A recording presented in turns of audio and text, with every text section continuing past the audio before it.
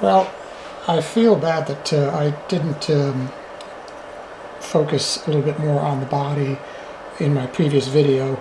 I focused primarily on doing the electronics, well, the receiver, motor driver, and boost regulator. But what I did with both bodies is I've added headlights. Hopefully it's showing up. I added headlights, emergency lights, and rear tail lights. Now what I've done here is I've left these fairly bright. I put a 560 ohm resistor on the common, or the cathode, of both of these LEDs, because they do require substantially different step down resistors, because the red is a 1.8 volt device and the blue is a 3.2, I believe. So you have to calculate the correct resistors accordingly, but to bring them both down in brightness, you can use the common cathode connection additionally. Now also what I did here is I added here a little timer circuit, as I talked about before. I had a lot of little 555s floating around and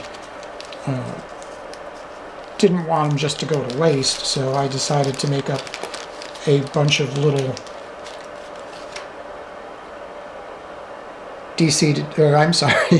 pulse width modulator circuits out of these things to act as LED dimmers. Put a potentiometer up here so I can vary the frequency, and it fits on there really nice. Added a FET so I can drive a substantial amount of current. I hope this is all in frame. And like I always do, can't just do ones and twos. When I like the way something turned out, I'll build a bunch of them so I got them for future builds. And the end result is, as certain people point out in some of the model lightings, people tend to just leave the brightness of the LEDs as is, and they're just overly bright, or they go the other direction. They put an excessively large current limit resistor and starve the LED, which is not the proper way, I don't think. It's best to just limit the on time to control the brightness. So what I've done here, as you can see, I can make them bright, I can make them dim, and I've got them running both. Or I've got both the headlights and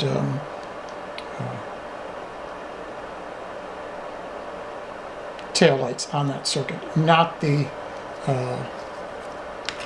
emergency lighting. That I left at full brightness, because emergency lighting should be full brightness. Again, I'm hoping this all shows up.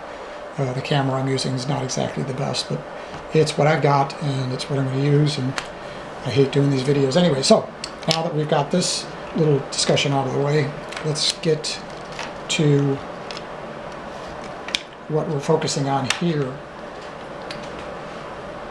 I thought I had a problem with this. I may still have a problem with this, but as I looked it over when I took it out to get it ready for adding the wiring that I need to, and then hide the wiring so it comes out nice and clean, I did notice that on the receiver I did not tie the battery sense connection to the VCC pad for the servos. So when I would turn on the receiver or the transmitter, it's telling me I got a receiver battery error, and being an idiot, it didn't dawn on me that it was this and not the voltage that I had this thing running at. That had nothing to do with it, because actually this was set much higher. This was at 7.2 volts. I've now since cranked it down to 5, because I don't really need that much voltage for the motor driver circuit.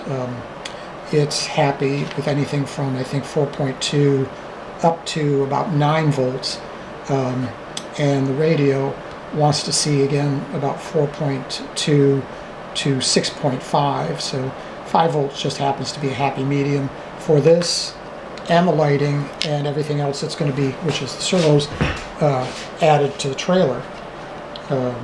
But getting back to my original discussion, when I was building this and making sure I copied them identical, that's when I noticed, oh, you idiot, you didn't, and I know you're not going to be able to see this, but there is a little red wire here, which is the pad that comes off from a sense resistor out to the VCC for the logic to tell whether your battery's running low and warn the operator, hey, you better bring your aircraft back, or whatever you're controlling back, otherwise you're going to lose it because the batteries are about to go dead on the receiver. To fool this, I tie it from here to here, because I don't really need that capability on something like this. This is not going anywhere. But it also keeps the alarm from going off on the radio, but also it may be what was causing the intermittent operation on the circuit, because it was thinking that it was in an under voltage condition and, you know, just trying to shut down. I'm hoping that's all it was. But that's what prompted me to build up the second one, thinking that I had a problem with this guy and use this as a replacement. Adding this wire now may have solved the problem, so I'm hoping it does. But let's work on the new one and get it finished up, and also it'll give me a chance to confirm that my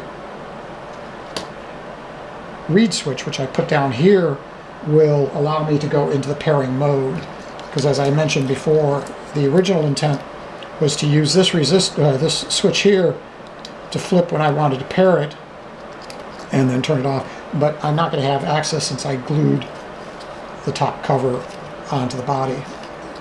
So I had to come up with a better way of pairing this thing, and this was my solution. Just put a simple reed switch in the back, and what I'll do is just simply pass a magnet over as well, actually hold the magnet there while I'm in the pairing mode, and then take it out of the way once it's paired. So let me confirm that in fact that does work, and we'll stop the camera real quick here while I tack these wires in, and then we'll come back.